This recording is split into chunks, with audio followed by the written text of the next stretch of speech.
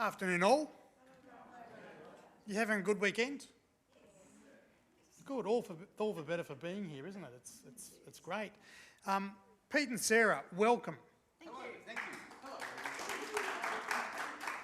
Now, I was going to project, but I'm conscious of those who are watching online. Hello, if you are watching at home or somewhere else, or even on the telephone, some people tune in. Guys, welcome. We might actually watch a little video, and then we'll talk a little bit more. Sure. Yeah.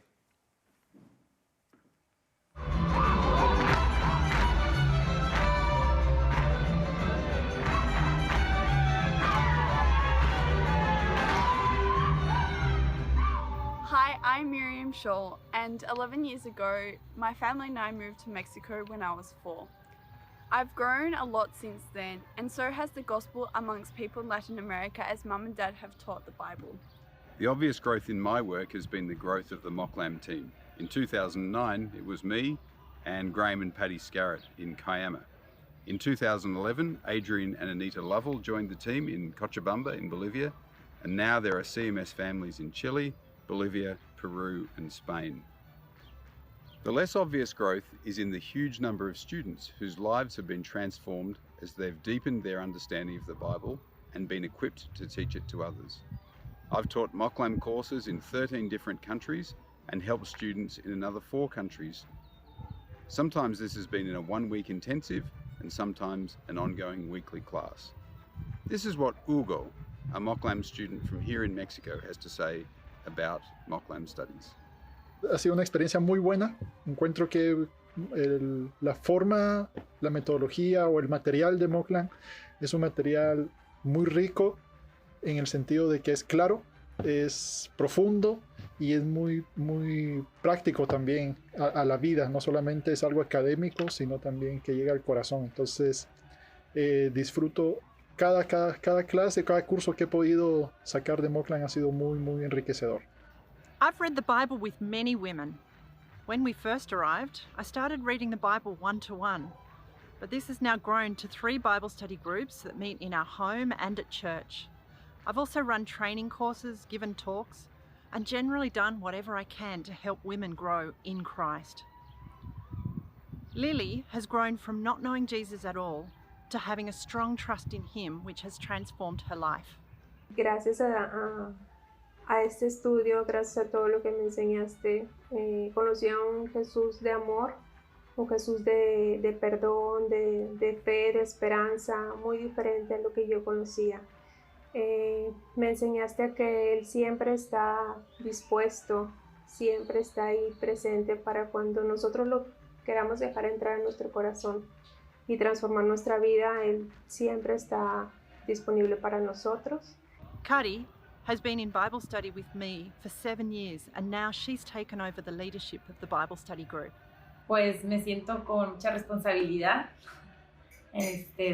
pero me siento también contenta porque hay muchas personas que tenemos hambre de Dios, de la palabra, y tenemos en el grupo también muchas mujeres que apenas empiezan a conocer, y eso me anima. God has used us living in Mexico to grow these people in the gospel. He has also used our generous supporters to help this growth. Thank you for your support of us. Thank you for praying and thank you for giving. God willing, many of the people we have been serving with will continue to teach the Bible as God continues to grow his church.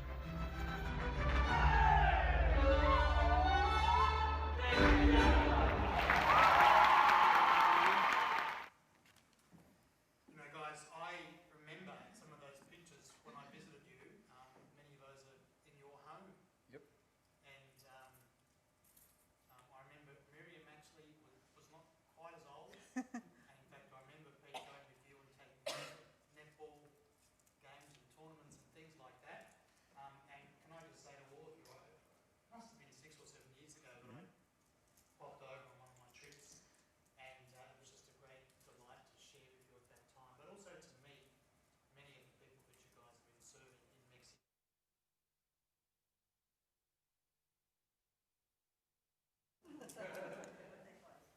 Not that close, yes. Okay, I'll keep it here and then Ben, you can adjust the sound and we'll go like that.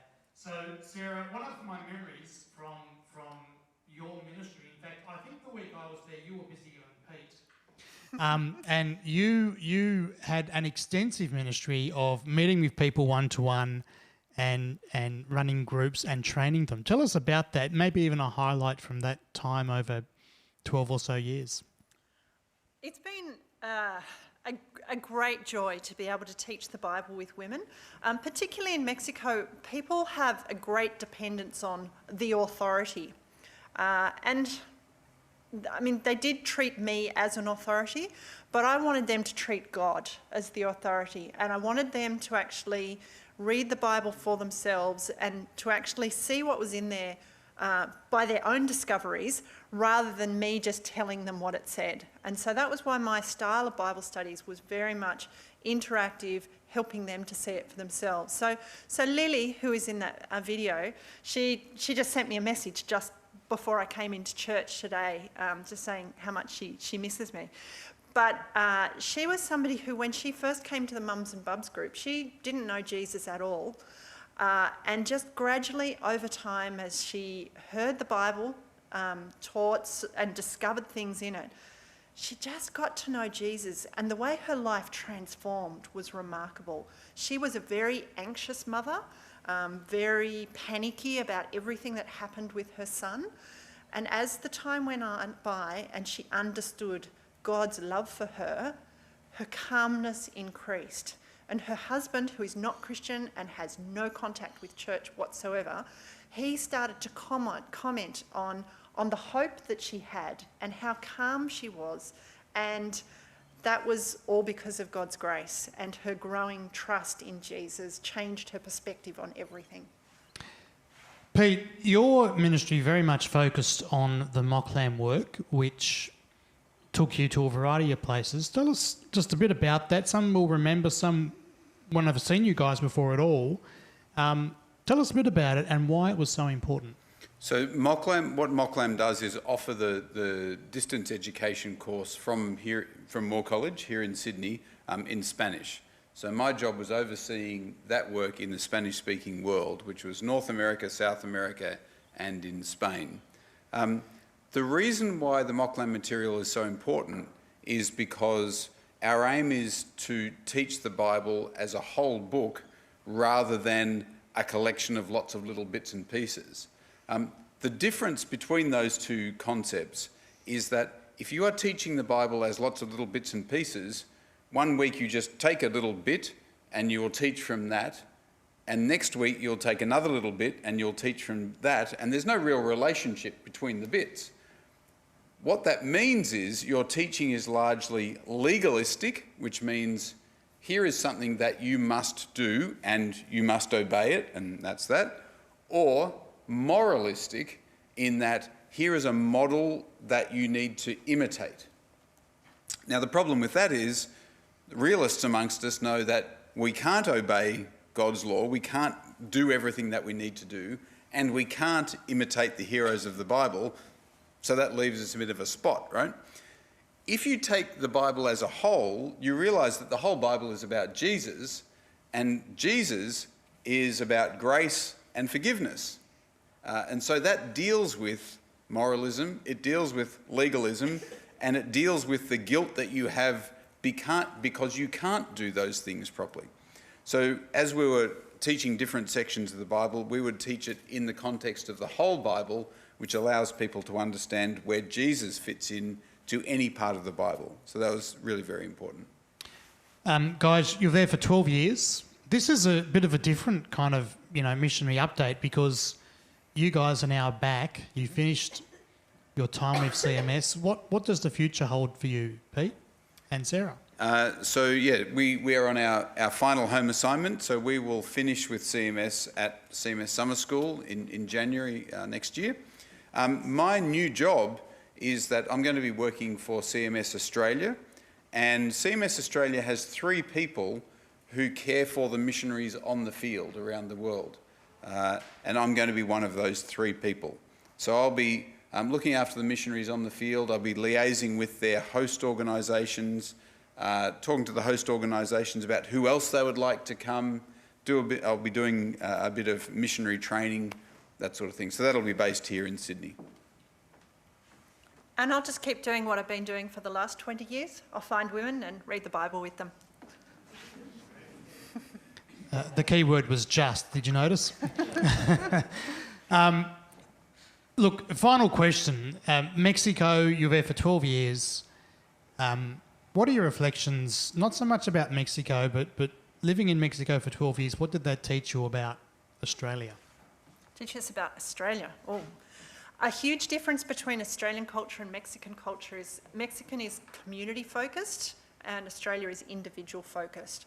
And what an implication of that about Australian culture is because it's focused on the individual, it's really easy to fall into the trap of thinking my rights rule, I'm the most important. And so there's kind of a more greater dominance of selfishness in Australia than in Mexico. Not huge generalisations, but it's just something that I've been aware of. But more than that, in the Christian context, I love the dependence that Mexican people have on God. There is great prayerfulness and great thankfulness, and that has been a great thing that has taught me. Yeah, in Mexico, in Latin America, we learnt to rely on God. People in that part of the world are much more reliant on God than we are. We think we can do it because we've got the right technology, the right program, money, whatever it is. People generally don't think like that in Latin America. It's much more, this will succeed, this will happen if God wills it. So you'll say to someone, how about we get together for lunch? Yes, that'll be good. See you Thursday. And they go, yep, see you Thursday if God wills it. And they mean that. It's not just some silly line that they're using. That sort of thinking is everywhere in the way they think.